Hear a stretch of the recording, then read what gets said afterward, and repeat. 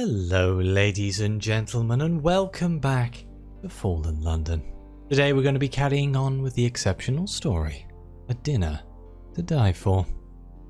We are currently looking around Lord Tufnell's basement. We're in the servants area and we're trying to find out more information about who killed Giles. You make your way down into the basement, the one area of the house as yet unexplored. The air is stuffy and damp. Most likely this is where the servants live and work. The walls have been left bare brick, some blackening with years of sustained drips, others from the smoke that must occasionally leave the kitchen. Well, let's start by exploring the kitchen. Despite the earlier meal, no real fragrances hang around the kitchen door. The kitchen is as standard as can be expected for an estate of this sort. The opposing wall is lined with storage for various dinnerware that may be needed for Lord Tufnell and his family. Next to that are racks filled with pots and pans. Large counters line the walls at waist height for the cooks to work on, and in the middle sits a simple wooden table.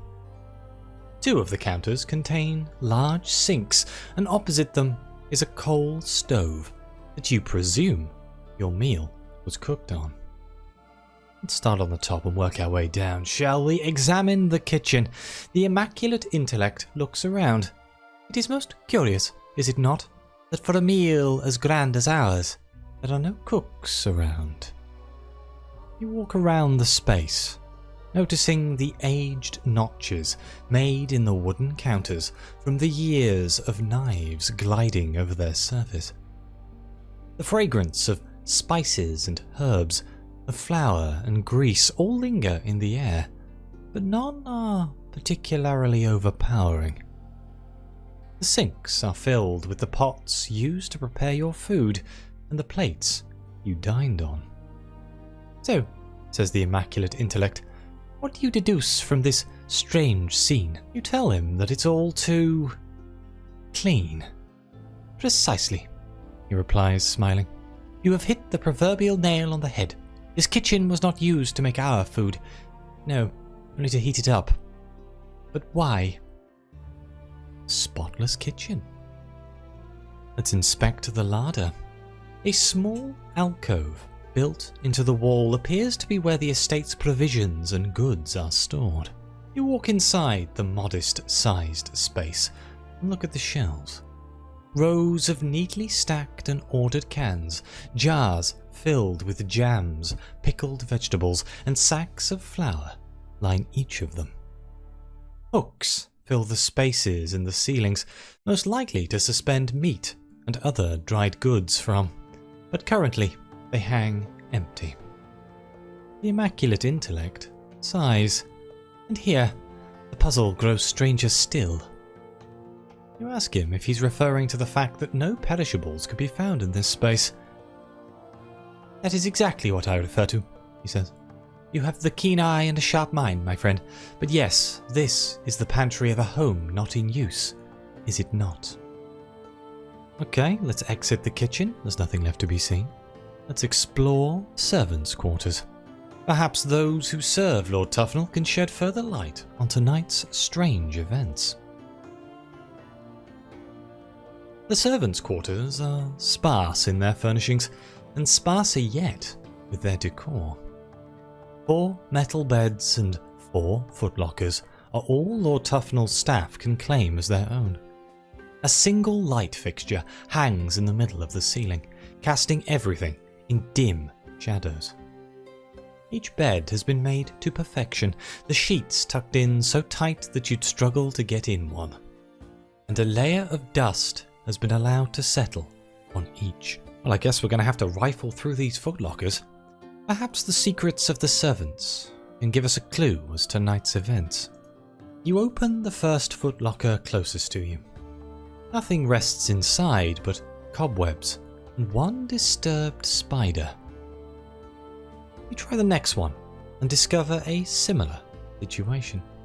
The third throws up nothing new except for a well-thumbed romance novel. You're expecting the last one to be the same, but to discover that it is, in fact, locked. Ah, says the immaculate intellect, and here we find the break in the pattern. He reaches into his jacket pocket and produces a small tool, which you soon realize is a lockpick. Yeah, use this to find what this footlocker will tell us. Though these, it's always prudent to keep such a tool at hand. I agree wholeheartedly. Let's open the footlocker. Time to see if you can put the lockpick. Good use. We are well versed in the use of knifers. The lock is small and fiddly. It takes a moment for you to find the right size for the job. When you do, you find it surprisingly simple to work out the tumblers inside the mechanism and their little quirks. After some gentle prodding and probing, you feel confident enough to make the attempt, and soon you hear that wonderful click as the lock is fooled by your imposter key. You crack open the locker and find a tub of thick, pale makeup, the kind often deployed on stage, and some glue. That is unexpected, says the immaculate intellect, but it tells us much, does it not? And I guess it tells us someone is in disguise. Let's head back into the basement. The sparse quarters have little to offer you. You enter the corridor just as Miss Petal appears at the base of the stairs. Ah, jeune fille, cries the immaculate intellect. What are you doing away from the others? It is dangerous to walk this house alone. Don't worry, she replies. I can look after myself, and this whole murder affair is exactly why I've come to find you. I think I hold a clue. I can wait while you search. I don't want to be in the way. Just talk to me when you're ready, please. Let's listen to what she has to say. She seems most insistent. You hear her out. You have something to say? Asks the immaculate intellect. Miss Petal leans in closer, as if the words she's about to speak could cause harm and need to be hidden away. It's Reverend Beatrice, says. I saw her arguing with Giles earlier in the evening. It seemed rather heated. You ask her when this was. Before you arrived, she responds. Giles seemed quite shocked to see her. At least, that was my impression. You ask if she heard what they were arguing about. I didn't catch it all, replies Miss Petal. But Giles appeared to be accusing her of something illicit. The immaculate intellect thinks this over. Did he now? Most interesting. With that, he nods and gestures for you to follow. We're back on the first floor. I guess we have to go through these rooms again, okay. Let's explore the study. We've read this before. If there's anything new in here. The study, as you left it before. And now you're here to make it give up its secrets. Perhaps we should start with the desk. It seems the most likely to contain something of use. You still have my lockpick? Asks the immaculate intellect. You nod. Excellent. Then let us at it. Peering more closely at the skull, you now see that a section has been carved away in the past and replaced. A hollow. Let's unlock the desk. All manner of secrets can be found hidden in a man's personal desk. Perhaps it's time some of Lord Tufnell's came to light. The immaculate intellect watches with a keen eye as you ease the lockpick inside the desk's keyhole. You feel around, probing and prodding the intricate mechanism inside, determining where the tumblers are and how sensitive they are, before you finally feel ready to begin setting them in place. With a steady hand, you start to knock each one into place and then turn the lockpick as if they were a key, unlocking the drawer and revealing your prize. A book. Rifling through it, soon realize that it's Lord Tufnell's private ledger. It's immediately clear that he's invested a substantial amount into the business of an Isabel Petal. Ah, says the immaculate intellect. A most intriguing connection. Oh, that's Miss Petal, obviously. Let's have a look at this hidden compartment. A section of the midnight whale's jaw appears to have been hollowed out. Perhaps, with the correct application of force, you can remove it. Most interesting, says the immaculate intellect, tracing the outline of the opening with his cane. Do be so kind as to open this at once, if you please. It takes some effort as you stand precariously on the desk, but with a grunt and a liberal application of elbow grease, you prise the piece of jawbone away. Reaching inside the cavity, you discover a scroll. Unfurling it, you discover neat, precise handwriting outlining terms and agreements. After a quick glance over, it soon becomes evident that the good Lord Tufnell has made a contract with none other than Walter. Interesting. Let's depart. We've seen all we need to here. Should we have a look? Yes, in the boudoir. Anything new in here? The boudoir's eclectic nature strikes you once more. The mismatched furniture and the overly cheerful colour of the walls. You try to picture it with other furnishings, something else that would make sense. And then it hits you. A nursery. There's markings on the floor. A cot would have been there, and a changing table would have stood where the vanity does now. You relay this to the immaculate intellect. He nods with a chuckle. I believe you are correct, though I suspect this room has not served that function in some time. He looks around. It is unusual that a man such as Lord Tufnell would not endeavour to change this room in its entirety. Perhaps he clings to the past, no? Before you answer him, your eye is drawn to something else peculiar about the wall. If you position yourself correctly, you can see a faint crack in the wall in the semblance of a square. You rap your knuckles against this portion of the wall and hear the telltale sounds of a hollow echo respond. You go to tell the immaculate intellect what you've found, when you hear something else. A shovel digging into earth, the clambering of feet on rock and mud, and the chattering of voices, though they're too distorted to be made out. Then silence again. You look around, but nothing can be seen to explain such noises. We can break through the false wall. Seems so obvious once you spot it that you can't believe you hadn't noticed it earlier, like those optical illusion puzzles in the Gazette. Or, weirdly, another option that's exactly the same, but because I have the shrine to St. Joshua and I'm a midnighter, I can do this, and I'm going to do this because I feel not everyone is going to have this option, so I'm going to see what it is. You tell the immaculate intellect to stand back as you ready your foot.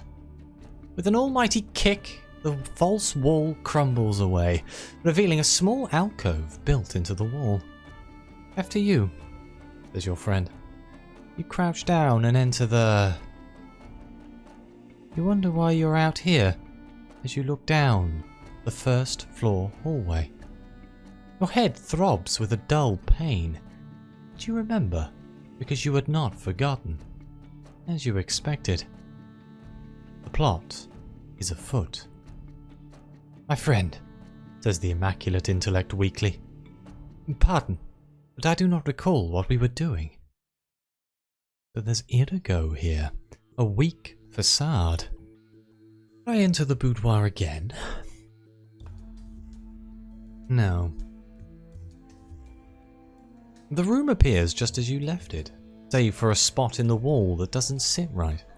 Trying to look at it is like trying to look through an inverted telescope, and the effect both makes you nauseous and causes your head to pound. There's a spark in your mind. You're stood in a dank, cold place, with nothing but a dim lantern to dispel the darkness surrounding you. Figures flank you, but you can't make out their features. A deep, resonant voice rises up from the silence, engulfing the scene. "Almost there," it says. Then you're back in the boudoir, just as you were before, but the smell of disturbed soil lingers in your thoughts a while longer. Interesting. Let's go see what the master bedroom holds for us. The room lies in darkness, its once stagnant atmosphere now replaced by the familiar London Z-fog rolling in from the east. Let's check under the bed. Lifting away the bed sheets, you're surprised by how tidy it is under the bed. You bend and pull until the floorboard rises with an audible pop, creak. Inside is a nook containing 2 neatly punched sheets of card. You reach in and lift them out to the light. Plainly, it's some kind of cipher. Scribbles beneath the holes punched into the card suggest a system. What it might unlock remains to be seen, however. Well, let's exit the bedroom. The meagre warmth from the hallway is a welcome reprieve from this somber chamber. We should have everything we need. Oh no! I guess we have to go up to the loft again. Oh, we're not going to find another flayed human, are we? I suppose. Skinned human. The skin of a flayed human. Let's explore the laboratory. The stench of chemicals is pervasive here. Anything new in here? Now we can search through the stack of papers. Who knows what you will find buried away in these piles of refuse? The secrets to the cave of Nadir, or a forgotten errand list. You pore over the documents, skimming hundreds of pages, sorting those that are merely diagrams from those that are the written word. Your eyes begin to blur after what feels like hours, and you're ready to give up when you notice that certain pages seem to lead on from one another. A pattern. At last, you've found something. You show this to the immaculate intellect, who graces you with a rare, unfeigned smile. Now you're putting that delicious brain of yours to use. You gather the pages that fit together and look them over. They make no sense still, but there's something here. A code in need of a code breaker. Well, we have a cipher. Yes, the confounding cipher. Here we go. The lab is still the chaotic mess that you left before. The immaculate intellect sighs. We must now do that which I am dreading. We must delve into this realm of madness and see what scraps of lucidity we might recover. Let's see if we can discern his secrets. With the cipher in hand, perhaps you can finally make sense of this disparate array of scrawling. The cipher reveals that the pages are not the ramblings of a man driven mad, but an ingenious method of keeping Lord Tufnell's private journal hidden. You spend some time deciphering each page and writing down your results. What you're left with is the truth about Isabel, Lord Tufnell's missing daughter. The diary makes it clear that she absconded from her life at the estate and took to the Z in search of adventure. It seems that the trophies supplied to Lord Tufnell from Walter are actually updates on the activities of his daughter. Oh, very interesting. Is there anything in the art studio? The studio is as you left it. Its forgotten artworks lay stacked neatly where they've been left. The rotting shelves still threaten to give way under the weight of their contents, and the floor's original colour has been lost under the darkening blood of Giles Griffith. Let's search the room. There may have been something you missed after the shock of finding Giles. The immaculate intellect produces his pair of small glasses, then places a new handkerchief on the floor. before kneeling on it. Bent over, he sets about looking for anything that should not be here. In this house, that could be almost anything. You follow suit and start to look around the bloodied floor in hopes that maybe you missed a vital clue. It's not long before you notice a peculiar sparkle in the now sticky blood. You free the small, hard object from the floor and take a closer look. A tiny red ruby sits nestled in between your fingers. "Ah, this is a most excellent work on your part," says the immaculate intellect. "What could it mean? Perhaps it is nothing. But perhaps it will prove the key to unlocking our whole case." He's not so gauche as to wink. You wonder if he chooses to be this way just to infuriate. Okay, let's get away. That was on the first floor. We can review what we have found so far, yes. What do any of these items mean, and how are they connected? Perhaps the immaculate intellect has a theory. "Isn't it fascinating?" says the immaculate intellect. You ask him what it all means. What do these objects have to do with the crime? He merely shrugs. Perhaps nothing. Perhaps everything. That increasingly infuriating smirk of his plays across his face. But come now, let us return to the guests with what we found. You step off the stairs and turn to see the gathered crowd of Miss Petal, Walter, the Reverend, and the butler stood outside the library door. The latter's face fills with relief when he sees you and the intellect. "Ah, sir," he says. "Please, you must do something. The Colonel somehow locked himself in the library. We've tried to force the door, but it won't give." You move the people aside and face the door. You can break down the door. From beyond the door, a low moan can be heard, and the occasional thump of something hard against wood. "Come on, my friend," says the immaculate intellect. "I fear we are already too late for the Colonel." You set your shoulder firm against the door before moving back and hurling your weight against its heavy wood. Pain shoots through your shoulder, and you crash your teeth together in a most discomforting manner. Despite this, you give the door several more blows until, eventually, it gives. This is why you shouldn't use your shoulder to break down a door. It's an incredibly painful way of breaking a door down. You burst into the room. All looks the same as it did before, except for the Colonel, who is sat on a chair, his face laying across a nearby side table. Occasionally, he lifts his head slowly, as if it weighed more than it used to, and brings it crashing back down on the wooden surface. We can rush to check on the man. The bandages that covered his face have been peeled away, revealing a crop of withered white hair and dark, stretched skin. You pull the Colonel up by his shoulders. His head lolls and flops back against the chair. The whiskers of a once formidable mustache dangle limply against his face. You try to look in his eyes, and then you realize his skull has grown over them. You step back, aghast. "What is it?" Miss Petal cries. "What could have done such a thing?" "Here we go," the immaculate intellect cuts in.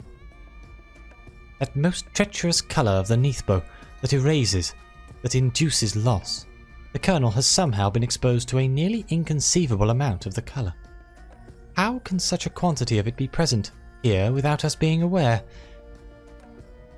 The intellect grimaces. "Ah, there is the rub. We might forget." Behind you, someone screams. Both you and the immaculate intellect turn sharply at the sound and see Miss Petal, her face white with shock, swoon, only being saved from a blow to the head by the surprisingly sprightly butler catching her. "Miss Petal," says the immaculate intellect, moving away from the Colonel. "Quick, fetch her some smelling salts at once." The butler nods and hurries out of the room, returning a short time later with the salts. The immaculate intellect wafts them under Miss Petal's nose, and she eventually comes to. "Oh, goodness," she says. "I'm sorry to be a bother. I was just..." She looks over to the Colonel, who is almost incoherent with loss. Miss Petal looks ready to faint again. "Do not look at him. Please, stay focused on me." After Miss Petal has recovered enough to stand, the immaculate intellect turns to you. "Usher everyone to the billiard room, including the dear Colonel. I need some time to prepare." You ask him, what for? Why, to conduct the interviews, of course. Okay, let's usher the guests away. Some are more willing than others. The Reverend says nothing in response to your insistence that she leaves the room. If anything, she barely seems to comprehend just what is happening. "You don't have to ask me twice," says Miss Petal. "I'll help the poor Colonel walk to the billiard room." "Are you sure I can't stay?" asks Walter. "This is all very entertaining. I'd like to see what the funny little man will do next." The immaculate intellect has placed a chair in the center of the room, with which you and he can stand over as you question the subjects.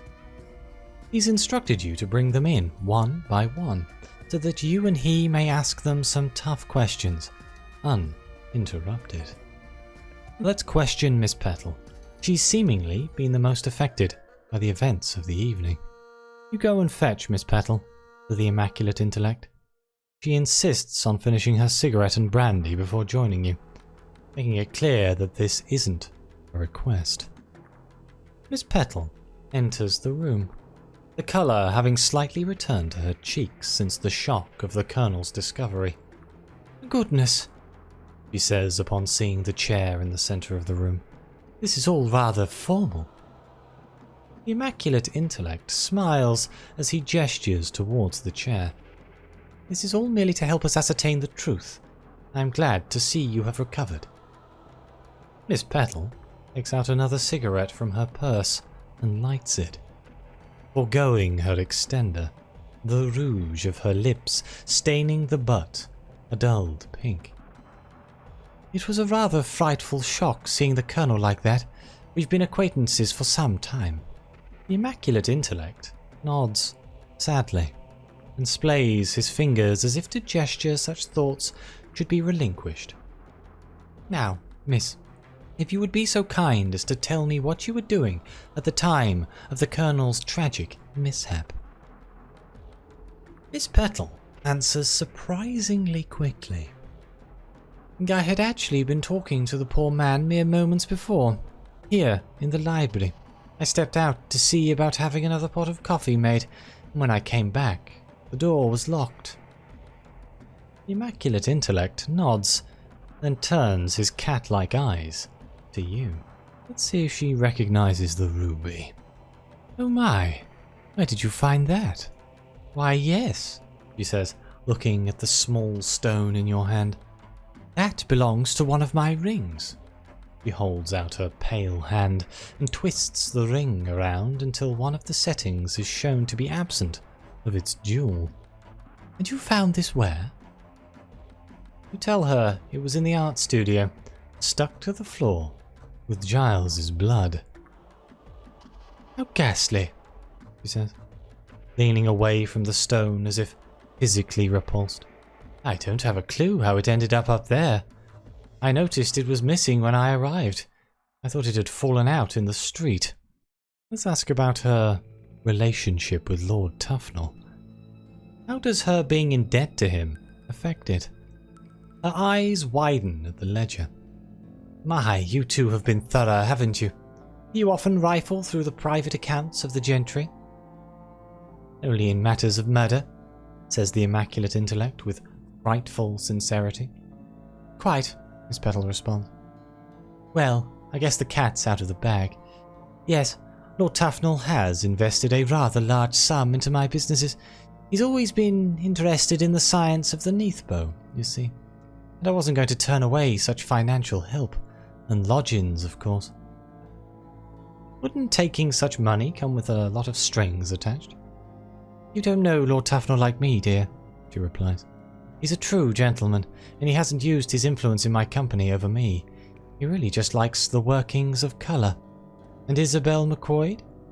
Oh, nom de la plume. I was an artist before a scientist. Lord Tufnell's patronage goes a long way back. Oh. Interesting. The immaculate intellect smiles once more at Miss Petal. Forgive me for noting this, but you have been most quick to answer our questions. How is it you have so much confidence?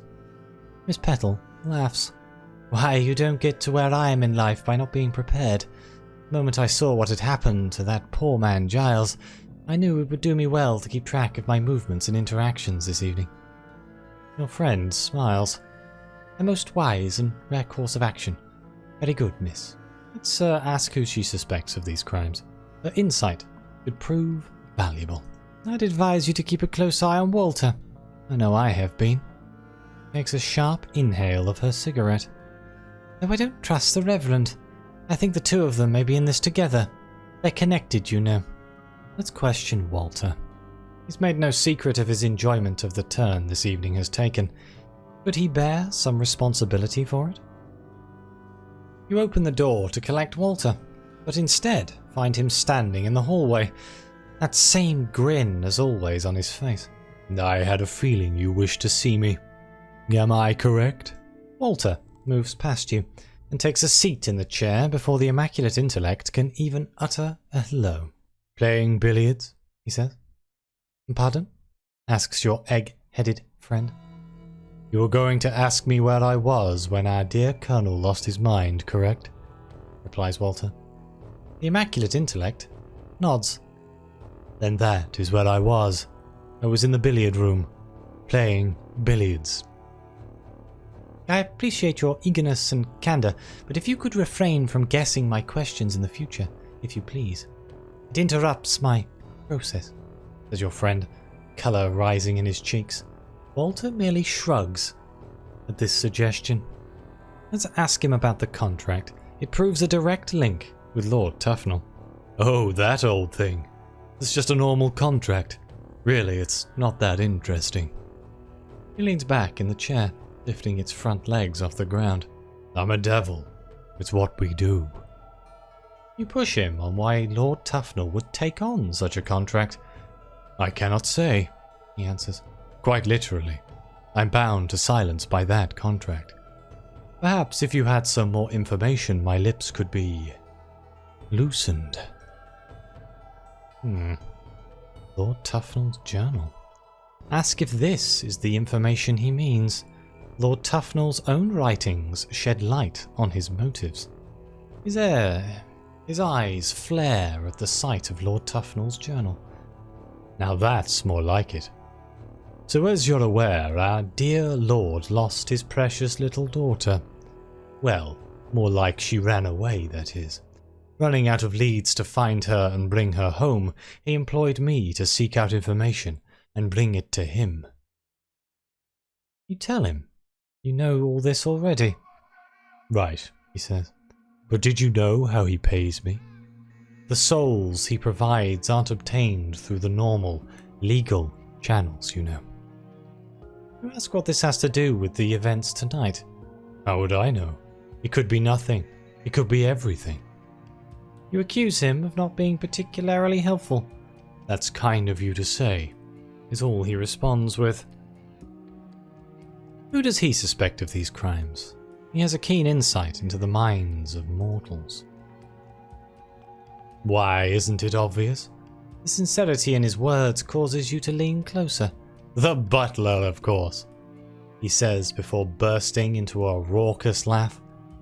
That is what happens to all those silly penny dreadfuls you have in London. Is this all some game to you? Asks the immaculate intellect.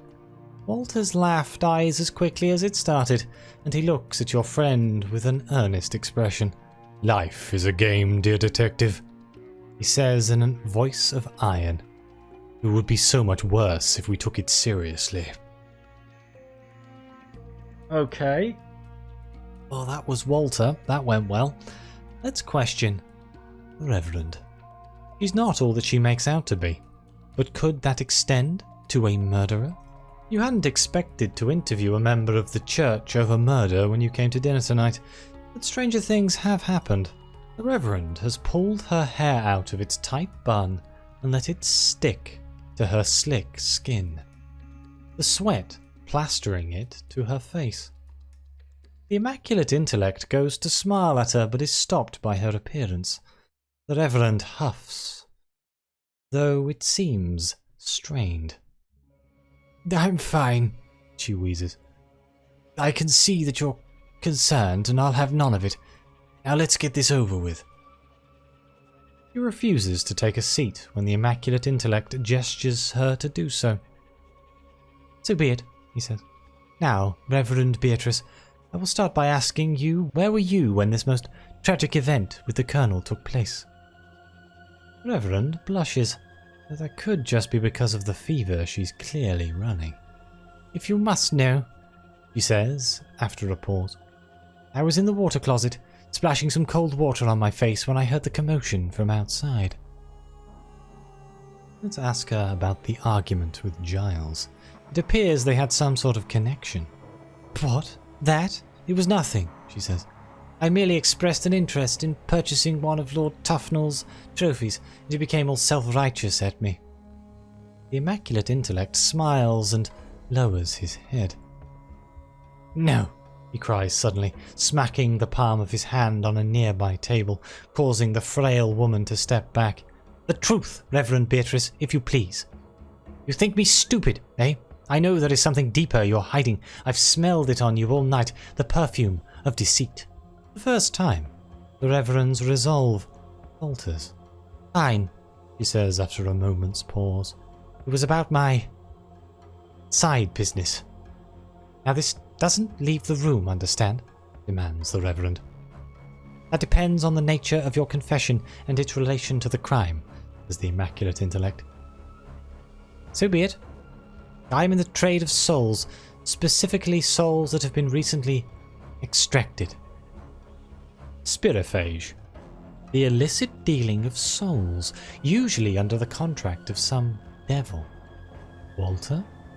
Could he be the Reverend's broker? He posed this question to her.